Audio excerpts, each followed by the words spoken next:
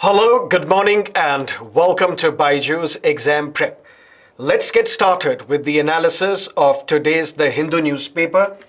These are the topics that we shall be discussing today, including some purely prelims-based topics, as you call them, prelims tidbits.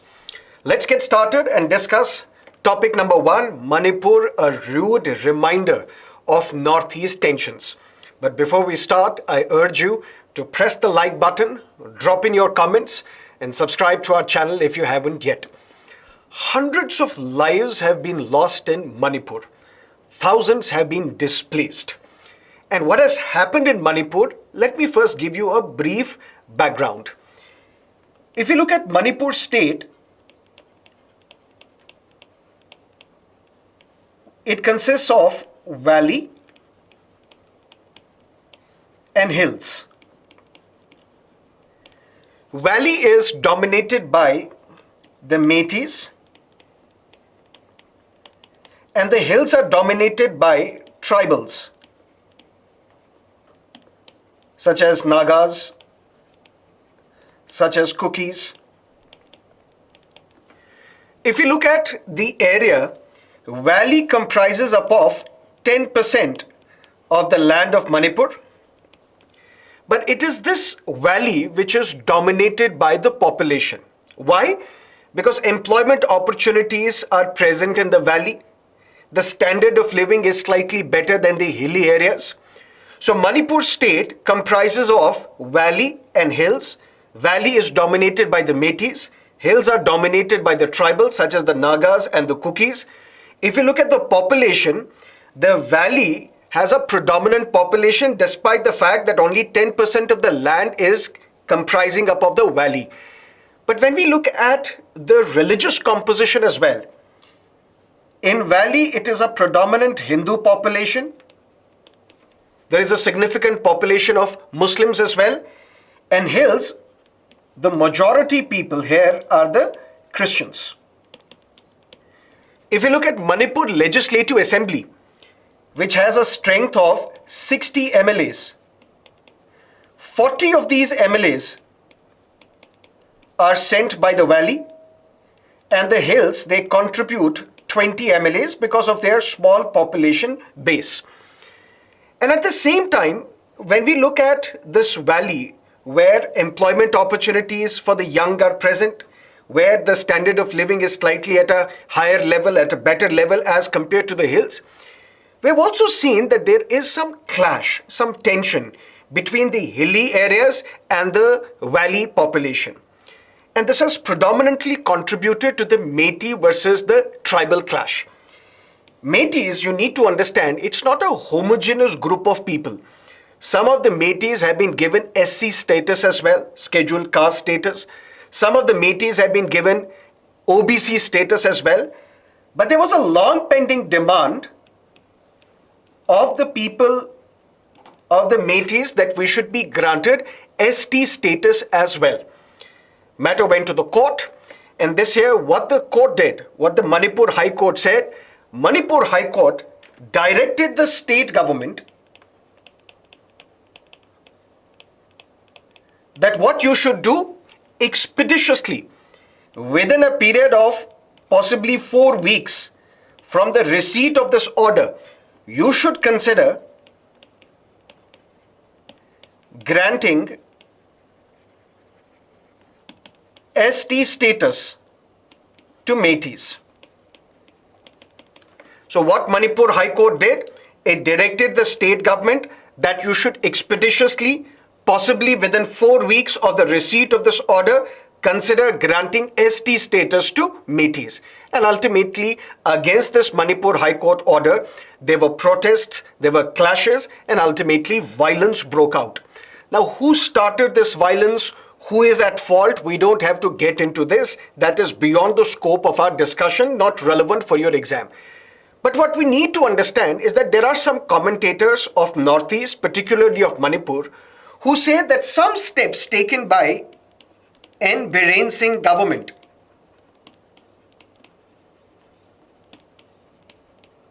has contributed to this clash between the tribal population and the valley population, between the Métis and the tribal population. What are these steps taken by N. Biren government? Number one, eviction. The government said that there is a government land which has been encroached upon by the people. So what we need to do, we need to evict these people who have encroached upon the government land, particularly encroached upon the reserved forest area.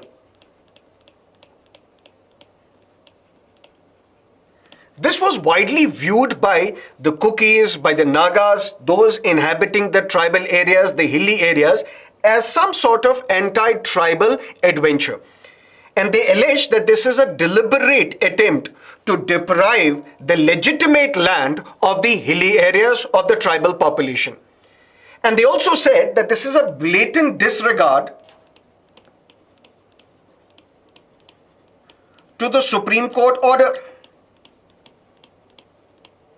Because Supreme Court in its various judgments have said that there cannot be eviction without rehabilitation. So there are some steps taken by N. Biren Singh government over the past many years which have contributed to this clash between the tribal and non-tribal population of Manipur. One such step was eviction. The government alleged that there is a state land, there is a government land, there is reserved forest area which has been encroached upon by the people. So we need to evict these land encroachers. The tribal said that this is a deliberate attempt to deprive the tribals of their legitimate land.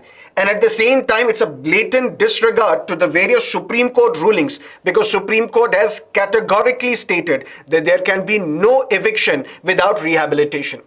That's number one. Number two, drive against poppy cultivation. The government alleged that poppy is being cultivated in the hilly areas, and there is an international angle to this as well. There are insurgent groups in the neighboring Myanmar who are also benefiting from this poppy cultivation trade, and we need to take proactive steps to curb this poppy cultivation in the tribal areas. This again was viewed by the tribals as an anti-tribal measure, trying to teach the tribals a lesson. And at the same time, this government, N. Biren Singh government, which was in power in the last term as well, this government had taken some steps known as Go to Hills. A campaign was launched by the Chief Minister. Go to Hills, that means we should try and bridge the gulf between the non-tribal and the tribal population. But there's some tribals alleged that this Go to Hills campaign was primarily targeted to take the benefit from the Nagas. That means this Go to Hills campaign was primarily targeted to gain the sympathy and the support of the Naga population, thereby driving a wedge between the Nagas and the Kukis, who are also tribals and residing in the tribal area.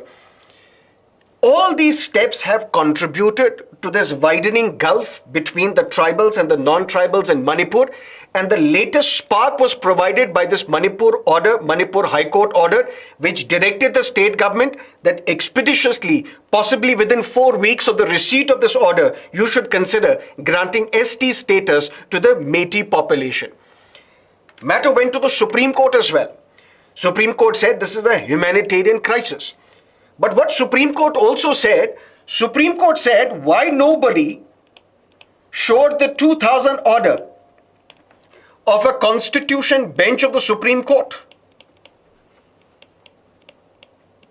in a case known as the state of Maharashtra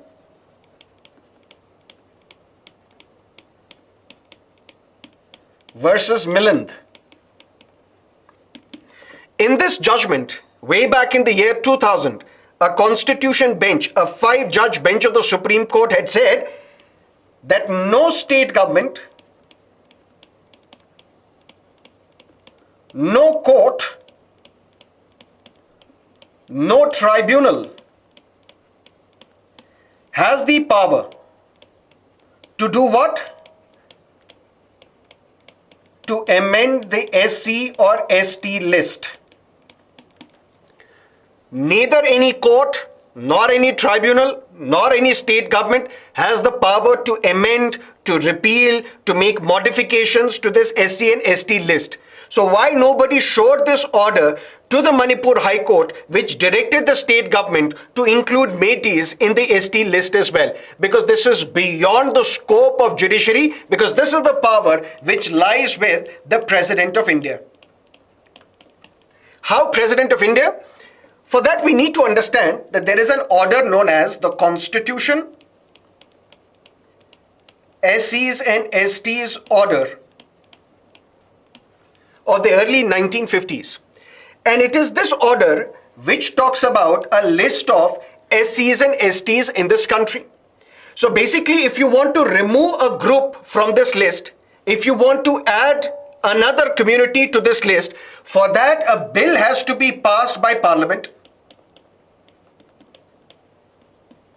When Parliament passes this bill, then the President has to notify this order.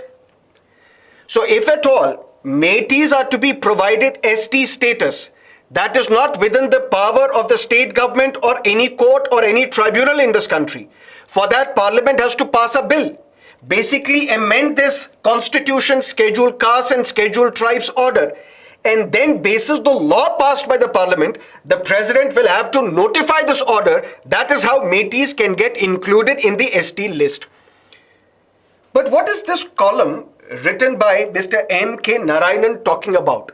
It says there is some, in Northeast, it has a history, it has had a history of insurgency, separatism as well. But at the same time, we see a sense of subnationalism. Subnationalism, something that we have seen in Tamil Nadu as well. Nationalism related to India, but at the same time, a sub-nationalist feeling also, Tamil nationalism, or Kannada nationalism, or Telugu nationalism, or Maratha nationalism. And even in Northeast, there is sub-nationalism, which is present in various Northeast states. There is no harm in that. But when this sub-nationalism becomes acute, it will have the power to destabilize the entire region. Northeast is a critical segment. We have seen that there is a border dispute between Meghalaya and Assam as well, which has led to some deaths as well. We have seen insurgency in Nagaland, in Manipur and various other northeastern states as well. Arunachal Pradesh is claimed in its entirety by China as well. So Northeast is a very fragile area. And we long thought that although there may be separatism, there may be some problems in Northeast, but this intra-regional conflict we have not witnessed in the recent past. So what has happened in Manipur is a rude reminder of the tensions in Northeast. What Mr. Narayanan says, these are his words, not mine, is that when it comes to Métis, they have had a significant militaristic profile. That means they have engaged with some insurgent groups in the Northeast. They have also engaged with the Maoists in the hinterland of India. So they have had a militaristic attitude. So it is these Métis who want to further. What they want to do, they want to consolidate their position within Manipur. And that is why Kukis and other tribals, what they are calling for, separate administration. That means valleys should be separated, hills should come under a separate administration. This will basically be a prelude to the bifurcation of the state, to a division of the state along the tribal lines. What Mr. Narayanan also says is that the Home Minister, Union Home Minister, Mr. Amit Shah, went to Manipur and took some steps which have been viewed positively. For example, steps such as that a judicial probe has been ordered to look into who created this conflict, who resorted to violence. So this has been welcomed. Also, there will be a Central Bureau of Investigation inquiry into the incidents of violence. This has also been viewed positively. But the Director General of Police of Manipur was removed. Why was he removed? Because it was alleged that he was ineffective in controlling this violence. But the DGP belonged to the Kuki tribe. This will not be seen positively by the Kukis who are at the forefront of this conflict, who have been the victims of this violence as well. And at the same time, the Home Minister has also announced for a unified command, which means not only the civilian administration, but also the paramilitary troops, also the army will together coordinate and look at the security apparatus of Manipur. What Mr. M.K. Narayanan says is that we need to resolve this conflict sooner. Because if we don't resolve this conflict sooner, it is going to have ramifications beyond the borders of Manipur into other areas of Northeast as well. So on one hand, Delhi should not appear weak, but at the same time, it should not be seen as partisan, favoring one community as against the other, favoring one tribe as against the other. In fact, a peace committee was also constituted. This is on page number 1 of today's the Delhi edition of the Hindu newspaper. A peace committee was organized. Close to 51 members were nominated to this committee. Cookies have decided to boycott this peace committee. Why? Because they are objecting to the inclusion of Mr. Biren Singh, who, according to them, is a Metis and responsible for subjugating the tribal population of Manipur. So what is required? What is required is a peace process without Delhi appearing weak, without Delhi appearing partisan. But we need to resolve this conflict sooner rather than later.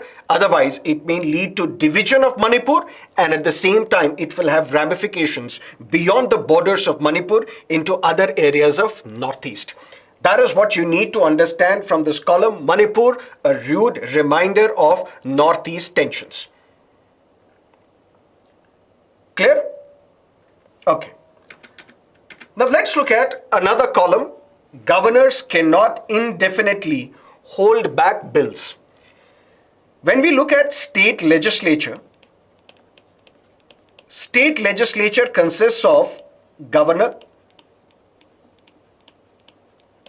legislative assembly, as well as legislative council. And there are 6 states in India, such as Andhra Pradesh, Telangana, Maharashtra, Bihar, Uttar Pradesh, Karnataka, which has a bicameral legislature where we have legislative assembly as well as legislative council. But why do we have the office of governor in the first place? For that, there are 2 broad reasons, which I'm sure you would know, but there have been instances where students are completely unaware of why do we have the office of governor in the first place. Reason number 1 cited was that there is a dearth of competent legislators in India. We've just come out of colonialism. British have disappeared from India. India is now independent, now partitioned into India and Pakistan. But there is a dearth of competent legislators in India. That is why when these legislators who are elected by the people, who may not be competent as well, somebody should be above them in the form of the office of governor, who can ensure that the laws passed are fair, reasonable, just. Since there is a dearth of competent legislators in India, that is why we need the office of governor. And second reason given was a certain amount of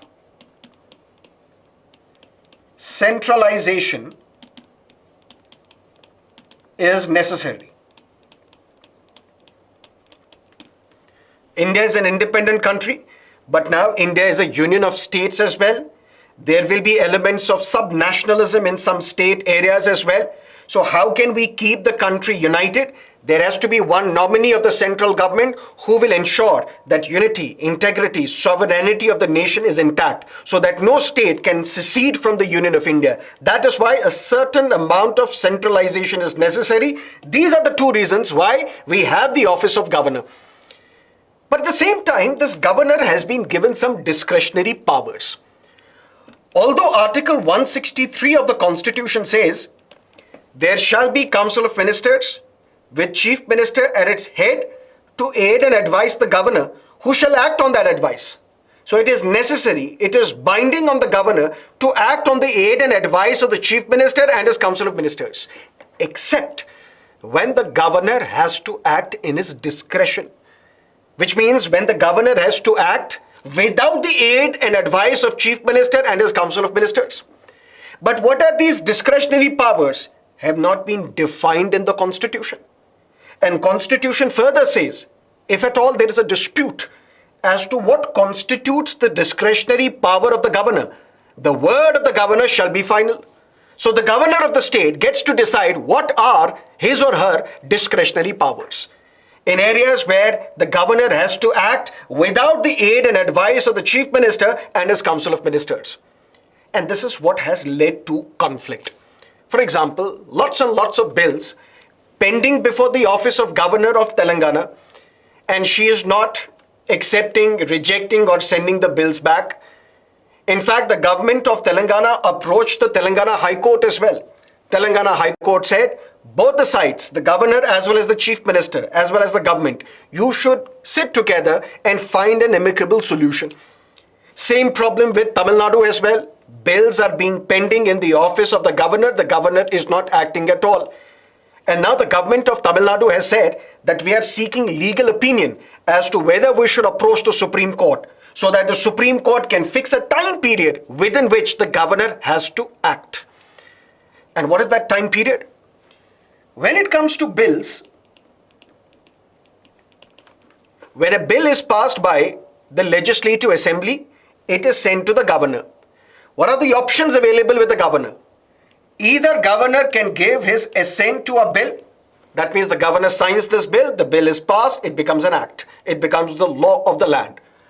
Or the governor can withhold his assent. The governor can say, I'm not going to sign this bill is dead, it can never become a law. Or the governor may send the bill back for reconsideration.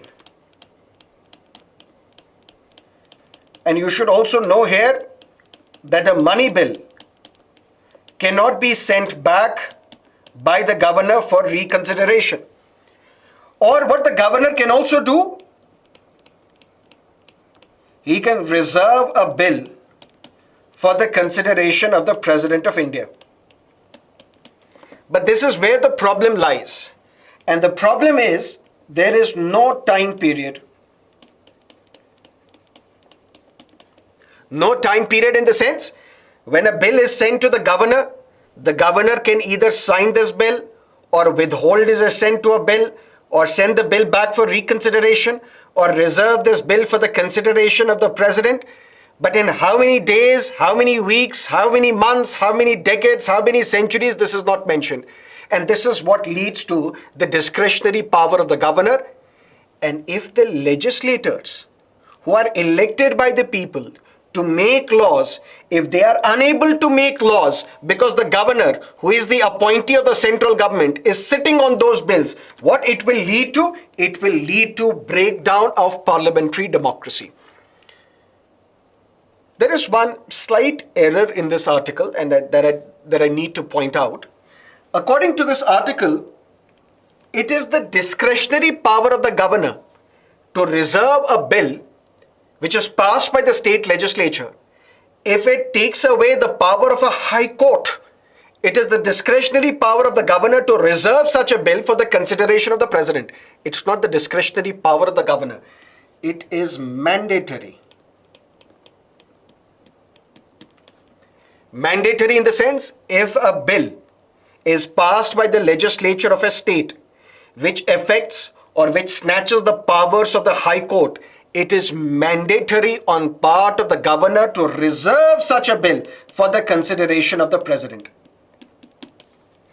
But what this column basically says, it says governors cannot indefinitely hold back bills because it has to provide assent to this bill within a reasonable time frame, as soon as may be.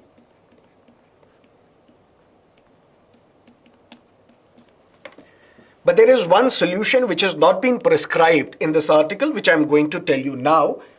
The solution to all this problem is amend the constitution.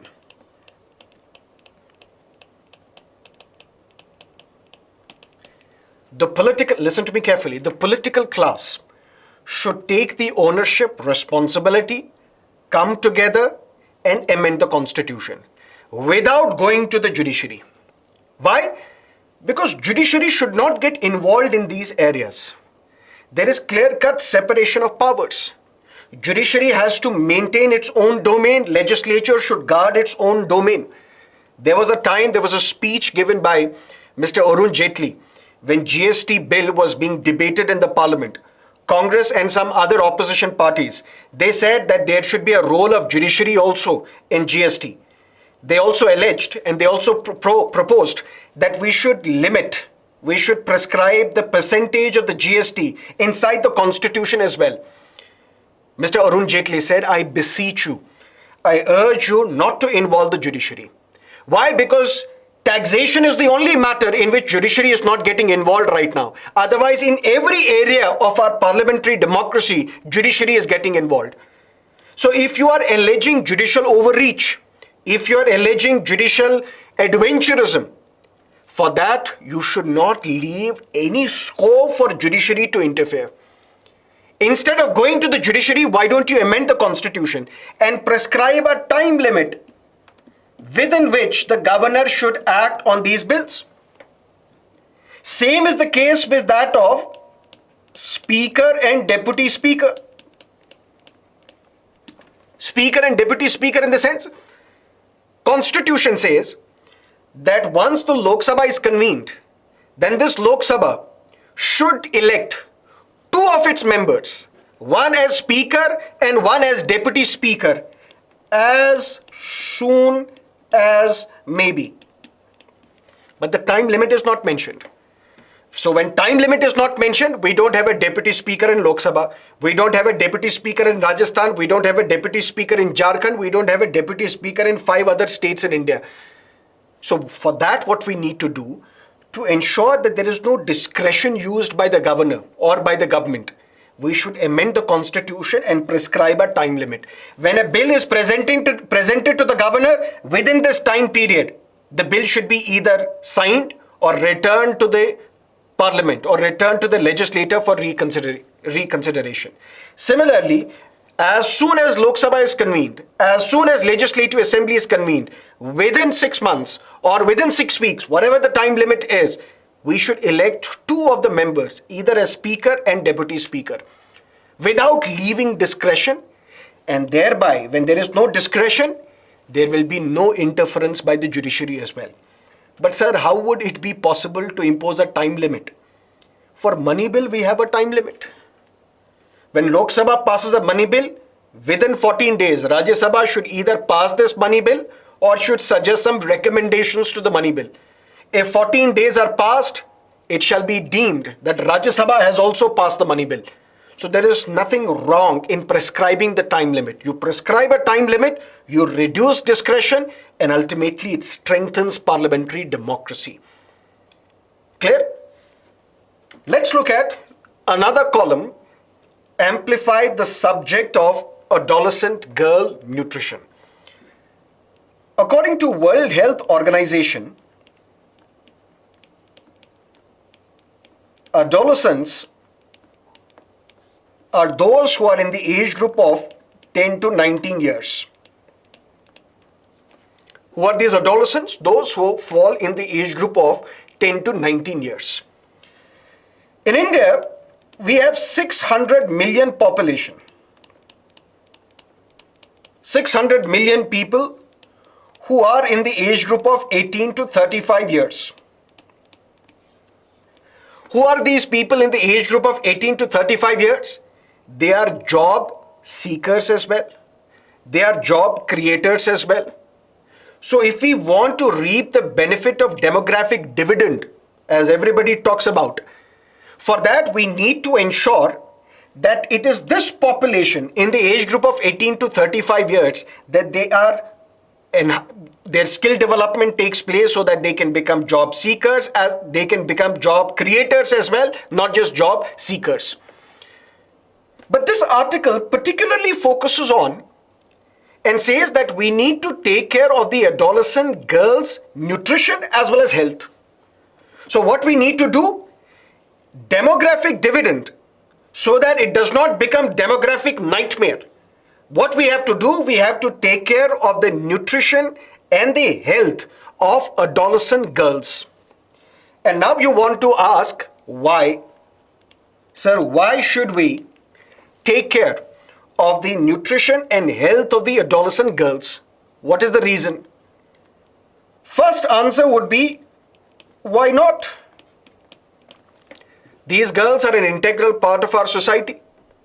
Our constitution begins with "we the people of India." So this phrase "we the people" includes the adolescent girls. They are equal stakeholders of our resources. So why shouldn't we take care of their health and nutrition? That's answer number one. Answer number two. These adolescent girls, if we do not take care of their health and nutrition, it is going to affect their cognitive development. If we do not take care of their health and nutrition, it's going to affect their cognitive development, learning, reasoning, remembering, analyzing. All these capabilities are going to be affected. When all these capabilities are going to be affected, it will also affect her academic performance. Right or wrong? Yes. When it affects her academic performance, that means it will leave less chance for any meaningful employment. If we do not take care of the health and nutrition of the adolescent girls, what it will affect? It will affect their cognitive development, analyzing, reasoning, thinking, memorizing, all these abilities, which basically is going to negatively impact their academic performance. When it will negatively impact their academic performance, it will lead to less employment opportunities for them. And then these girls would marry, will produce their kids, and these kids would also face the same problem. Their cognitive development would be affected, their academic performance would be affected, and ultimately their chances of finding a meaningful employment would also reduce. So it will lead to this vicious cycle, which has to be ended. And that is why we need to take care of the nutrition and health of the adolescent girls. That's reason number two. Reason number three, if we do not take care of the health and nutrition standards of our adolescent girls, what it will lead to? It will lead to financial implications for the family. Family will have to spend money on the health, on other allied problems that this adolescent girl might face. Because of the poor health and nutritional standards, she will fall sick. And to provide support, medical support to them, the family's financial condition will be reduced, and ultimately this will lead to increased poverty. So taking care of the health and nutritional standard of the women is not only our moral obligation, it is also an economic obligation. Because if we take care of the health and nutritional standard of the adolescent girls, it will prevent this family from entering into the debt of poverty. But the fourth important reason why we must take care of the health and nutritional standard of the adolescent girls is that if we do not, then this girl would not be in the pink of her health. When she is not healthy, ultimately what it will lead to? Work, politics, community development. This adolescent girl who is not in the pink of her health, how will she contribute for the larger development of the society? How will she be part of the economic workforce? How will she take part in the politics and other community development? So for all these reasons, what we need to take care and urgently take care of the health and nutritional standard of our adolescent girls. And look at the data as well. National Family Health Survey 4 between the period 2019-2021. What it says? 59.1% of all adolescent girls, they suffered from anemia. Not just this, National Family Health Survey 5, it says 41.9% of all the school going children, they are underweight. And that is the reason why we have to urgently take care of the health and the nutritional standard of the girls. But not just that. The year was 2014. A program was launched by the government of India known as Rashtriya Kishore Swasth Karyakram. Why? According to 2011 census, we have close to 253 million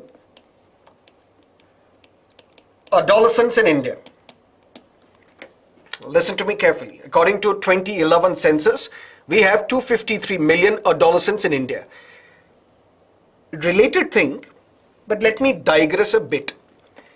This is a stark reminder of why we urgently need a quick 2021 census.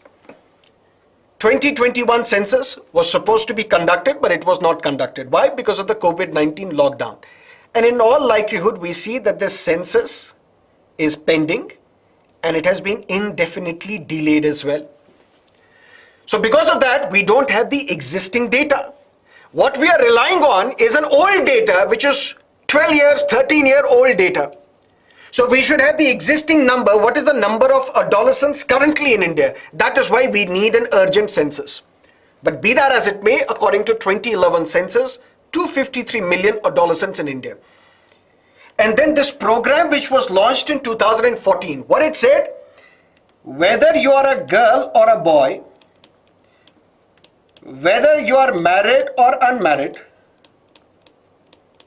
whether you are in rural India or urban India, whether you are in school or out of school,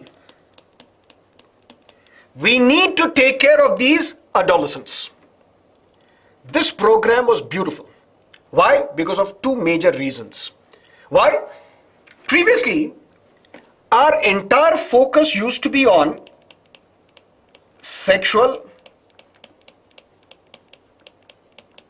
and reproductive health of children or adolescent girls. After this program, which was launched in 2014, our attention shifted not only to sexual and reproductive health, but also to mental health, also to substance abuse. Adolescent, this is the age where individuals, they resort to drugs and other substance abuse as well. So we need to tackle that as well. The focus also shifted to the spread of non-communicable diseases as well. The focus also shifted to the nutrition. That is why this was a beautiful program launched in the year 2014, because previously when we were focused only on the sexual and reproductive health of the adolescent girls, now the focus is also on nutrition, substance abuse, non-communicable diseases, mental health as well. But that's not the only reason. Bigger reason number two, who are these adolescents? In the age group of 10 to 19, for example, these adolescents, they are not empowered to take their own decisions, individual decisions. So they take whatever decisions are to be taken, family collectively takes the decision for these adolescents. And what this program did in 2014, it also involved family and the community for the larger benefit of the adolescent groups. Why?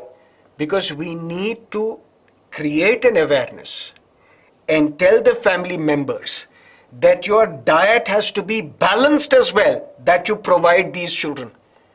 Because the traditional diet is not a balanced diet. We need to educate these families that your diet must include protein, a significant portion of protein as well, vitamins as well, folic acid as well, iron as well, because it is these which will aid the growth of the children. And for that, how this community development, and this can be important for your essay as well, we need to take the example of Bharuch. This example is not mentioned in this article, but I will give this example, which is very important for your essay. Bharuch district, where is it?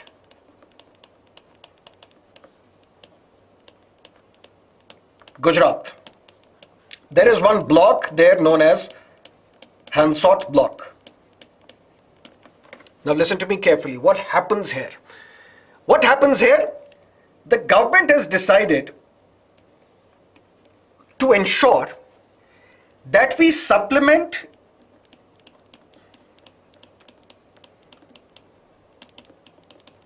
reproductive health with the child health as well. We need to take care of the mothers, we need to take care of the children who are born as well. And these programs have to complement each other. What happens there? As soon as the child is born, first neonatal care is provided. Neonatal care is provided. Then care is provided between 6 months to 6 years as well.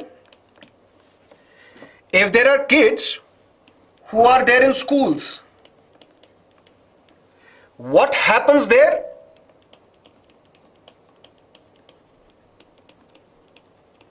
Take home ration is provided. Take home ration is provided, and this ration ensures balanced diet. And if there are kids who are not in schools, this is where Anganwadi centers, they come into the picture. They go to the homes of these kids, provide them take home ration which is full of balanced diet, and it has had enormous impact on the nutritional standard of people in Bharuch, in the Hansot block of the Bharuch district in Gujarat. But not just that. Schools. If not schools, then these Anganwadi centers, together with Asha workers, they are equipped. What are they equipped with?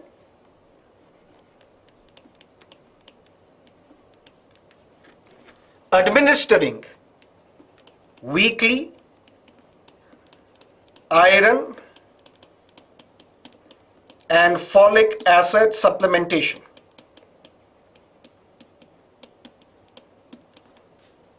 This is given in the form of syrup to infants. This is given in the form of tablets to the older children.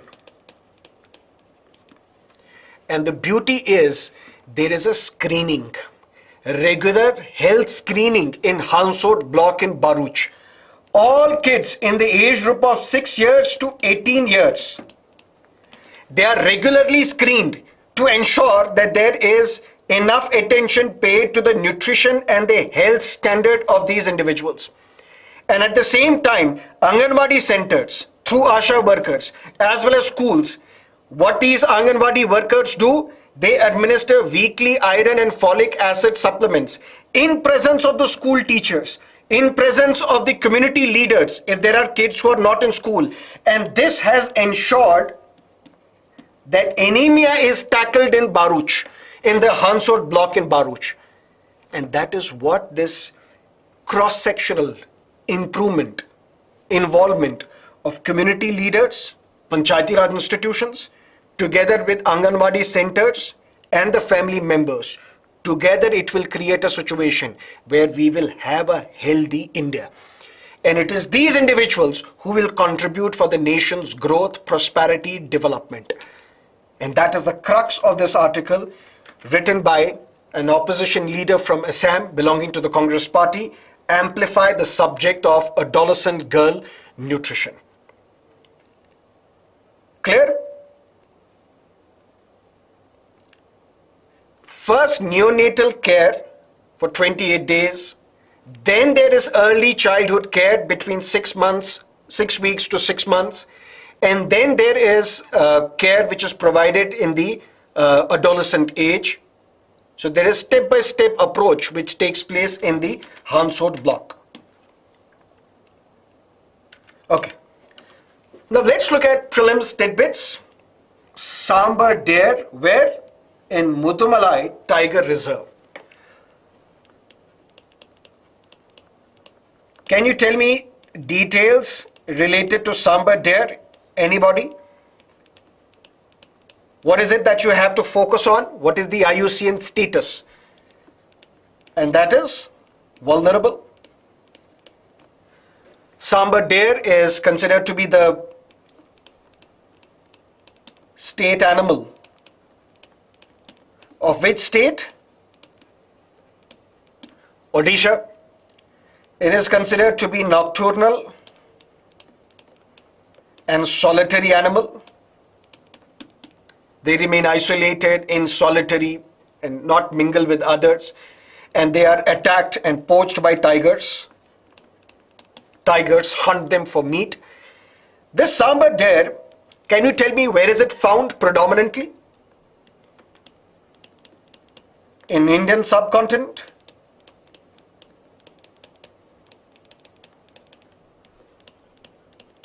Southern China, as well as Southeast Asia. Singapore, for example. These are the details that you need to know regarding Sambar Deer. And what is this Mudumalai Tiger Reserve? This Mudumalai Tiger Reserve is in the Nilgiri district of Tamil Nadu. It is at a tri-junction of 3 states. Which are these 3 states? Kerala, Karnataka,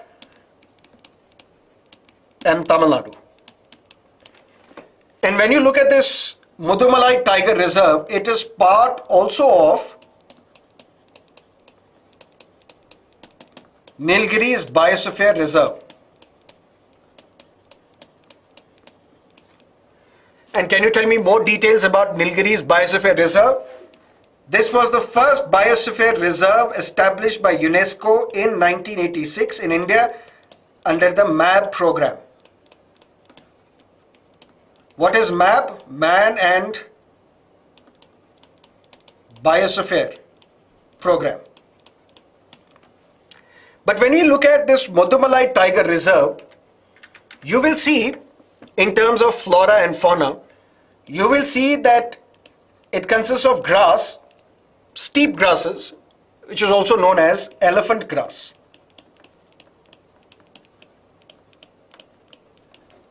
And you will also find here bamboo, rosewood, teak. These are important details, factual details can be relevant for your prelims examination.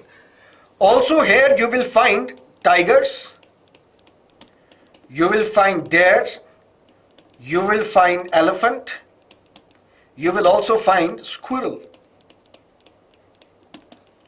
These are important details that can be relevant for your prelims examination. Done? Another prelims tidbit. Here we will discuss NHRC. What is NHRC? NHRC is a statutory body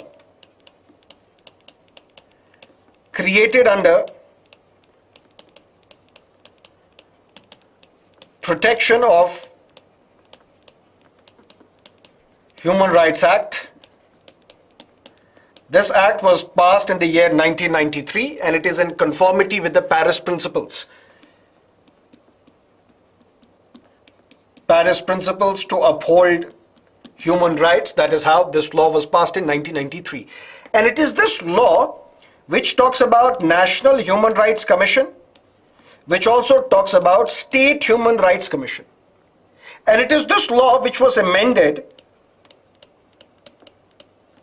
in the year 2019. And what are these amendments in 2019 can also be relevant for your exam. Amendments such as, number 1, chairperson, and now it will have 3 members. At least one should be woman. It consists of chairperson. Chairperson previously, before 2019, should have been the retired Chief Justice of India. After 2019, when the law was amended, chairperson can be a retired Chief Justice of India or retired Judge of the Supreme Court. And then there are some ex officio members as well, whom we call deemed members. That means no matter what, these members will be part of National Human Rights Commission. Who are these members? Those who are the chairpersons of National Commission for Scheduled Caste, National Commission for Scheduled Tribes, National Commission for Women, National Commission for Minorities.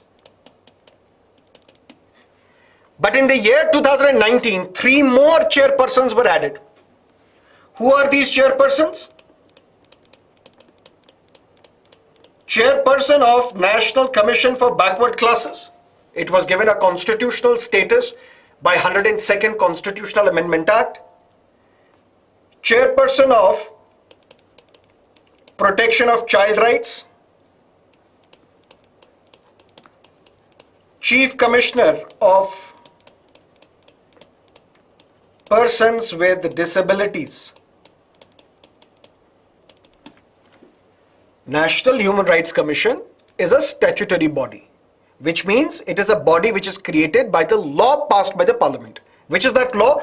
Protection of Human Rights Act 1993. This law was amended in 2019. Now, because of these amendments, what you have to remember now is that it consists of chairperson, 3 other members, and 7 deemed members. Chairperson and the members are appointed by the central government, by the President of India. Chairperson either can be a retired Chief Justice of India or a retired Judge of Supreme Court. Members, 3 members, at least one should be a woman, and 7 deemed members. These are the chairperson of some constitutional and statutory bodies, such as National Commission for Scheduled Castes, National Commission for Scheduled Tribes, National Commission for the Backward Classes, National Commission for Minorities, National Commission for Women, Chief Commissioner of Persons with Disabilities, as well as the Commissioner or the Chairperson of the Protection of Child Rights, this body. Let's look at 2 questions for your mains-based practice. Write answers to these questions, submit to us, and we'll be happy to evaluate. Question number 1, evaluate the performance of Saksham Anganwadi and Poshan 2.0 launched for maximizing nutritional outcomes. In 150 words, and in 250 words, the current state of unrest in Manipur highlights the failure of the civil society.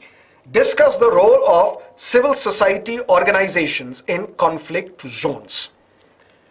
If you have any questions, please let me know.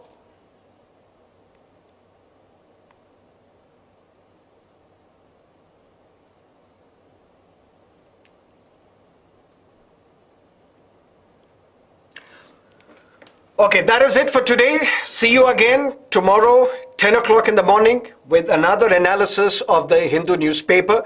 And if you have liked this session, let me know in the comment section. And please do not forget to press the like button. See you tomorrow. Till then, have a great time.